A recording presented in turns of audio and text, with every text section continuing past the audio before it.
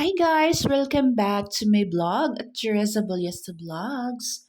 So for today's video ay meron tayong i-highlight. So nag-prepare na tayo ng bleaching, oxidizing at balancer. Nakakatulong ang balancer kapag kayo ay nag-highlights, nag-bleaching or pag kayo ay nagre-rebond guys. So ito ay pang bond protector para hindi masira, mag-brittle or madaling masunog ang inyong binibleaching na hair. So, ayan, hinahalo lang natin ng maigi yung bleaching at balancer at oxidizer. So, bali 5 ml lang yung nilagay natin na balancer sa ating mini-mix na bleaching. So, wag niyong dadamihan. Dapat 5 ml lang. So, ayan guys, nag-umpisa na tayo ng weaving dito sa kanyang left side area ng kanyang head. So, ayan guys, nag-macro weaving lang tayo sa kanyang hair. So, actually, yung macro weaving, lagi kong sinasabi ay malalaking piece or weave ng hair ni client. So, anyway guys, si Ma'am Rina ay client natin ever since before.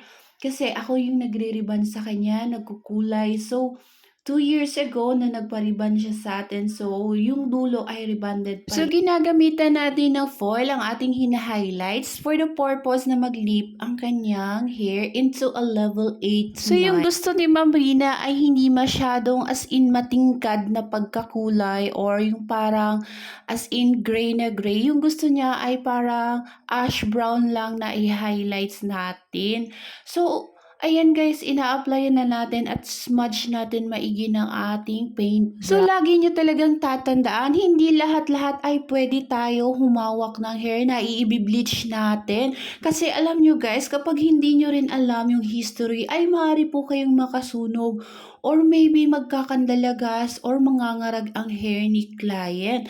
So, dapat ang gagawa nito ay nakapag-training, nakapag-aral po siya at hindi po ganun kadali ang trabahong ito. Dahil kapag nasira ang buhok ay hindi na natin maibabalik ito. So, we need to trim out na lang at so, iiksi na yung hair ni client.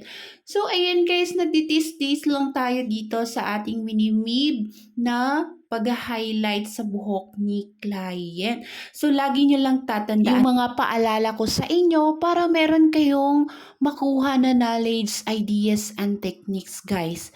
So, anyway, guys, ayan, hindi pa tayo natapos sa pag-weaving. Ang dami pa nating i-weaving. So, ganyan kahirap ang mag-highlight. So, wag kayong sisingil ng napakamura, ha. Nakakapagod kaya yung mag-highlights tapos sisingilin nyo lang ng 500 to 800. Naku, luging-lugi kayo guys kasi sa foil pa lang, sa creativeness nyo, sa skills nyo, at sa alin pa sa mga pwesto nyo. Diyos ko, huwag kayong sumingil ng 800 pesos, malulugi kayo guys. At talagang napakahirap talaga yung mag-highlights ha, kasi tatayo ka, tapos mag-weave ka, at napakakuti gawin, ang busisi pati gawin guys. So sa mga gamot pa lang, luging-lugi na kayo guys. So, ayan, lagi ko talagang pinapaalala sa inyo na hindi lahat ng buhok ay pwede i-bleaching. Lalo na yung buhok ni client ay rebonded, tapos wala kayong bond protector. Naku, mangangarag at masusunog ang buhok ni client. Kaya ingat-ingat lang. Pero nga dahil meron tayong balancer na pang bond protector, hindi na tayo matatakot mag-bleaching. Pero depende pa rin yan sa hair ni client ha. Lagi ko talagang pinapaalala sa inyo, dapat marunong talaga yung gagawa. Kasi pag hindi marunong, nako, yun nga, sinasabi ko talaga na masusunog talaga yung buhok ni client. So pag nagbe-bleaching kayo guys, kailangan every 5 to 10 minutes ay kailangan nyo talagang i-check yung binibleach nyong buhok dahil minsan may mga buhok lalo na yung mga fine hair, alam nyo na mabilis lang po talaga yan mag-lift yung kanilang bleaching. So kailangan every 5 to 10 minutes you just check it out kasi pag hindi nyo siya i-check ang mga ay baka malagas or masunog ang buhok ni client. So dapat talaga i-check nyo siya parati kasi pag hindi nyo nga i-check Yun, bongga, sira ang buhok ni client. So, recommended ko na bleaching powder ay product from Bremode Premium Series. Maganda yung kaniyang texture kasi hindi siya nagbibilog-bilog at mabilis lang siya makakalip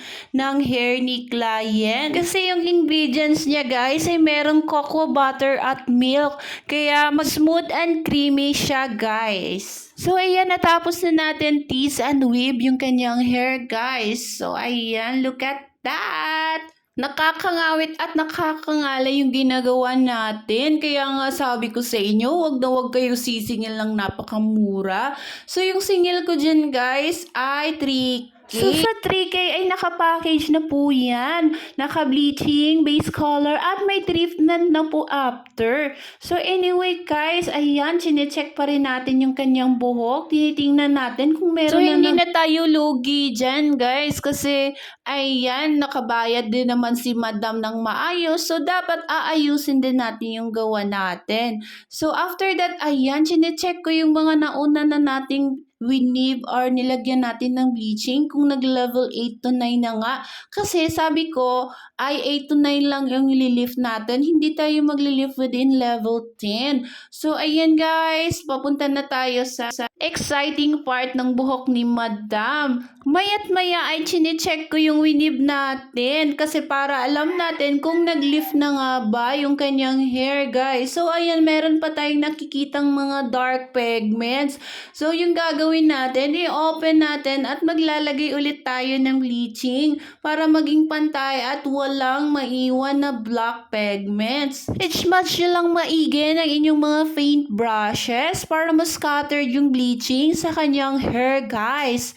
So, within 45 minutes na pagbabad natin ang ating bleaching sa hair ni client, ay nakikita na natin na nag-lift na ito into 8 to 9 level.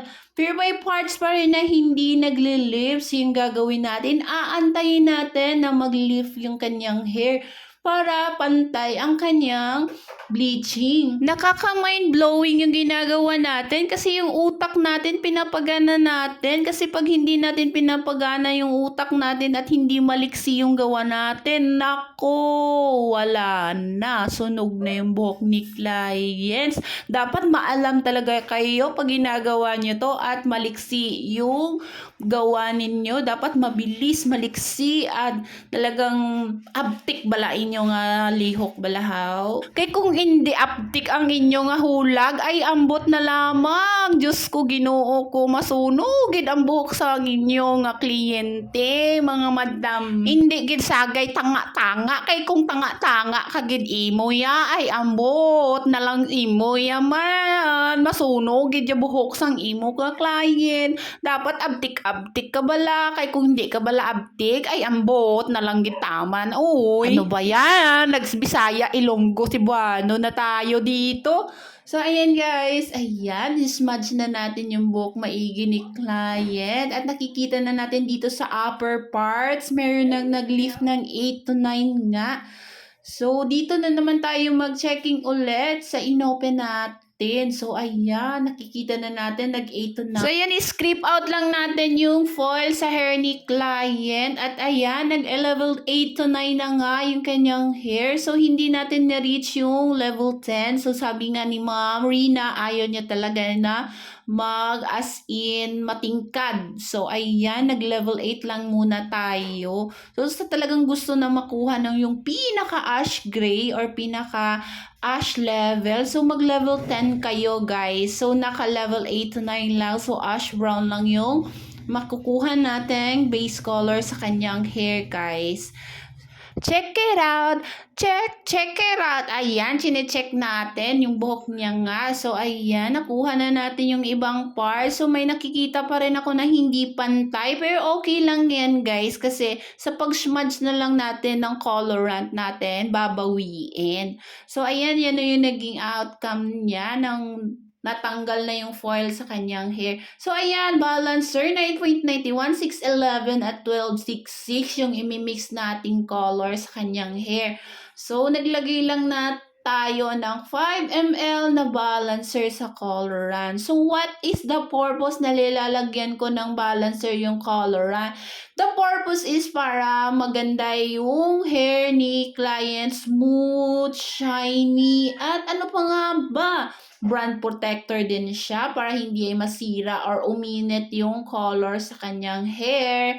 So, ayan, nag-apply na tayo. Dito tayo nag-apply sa kanyang outer layer ng kanyang hair. Hindi tayo nag-apply sa kanyang inner layer. So, bakit nga ba dito ako nag-umpisa sa outer layer? So, kasi yan yung pinaka-image na mauna makita sa kanyang hair at yan yung maunang maluluto sa kanyang hair or dyan maglalabas yung pinaka-high pigment ng kanyang color. So, yan, smudge nyo lang maigi yung coloran para maging pantay yung kanyang color.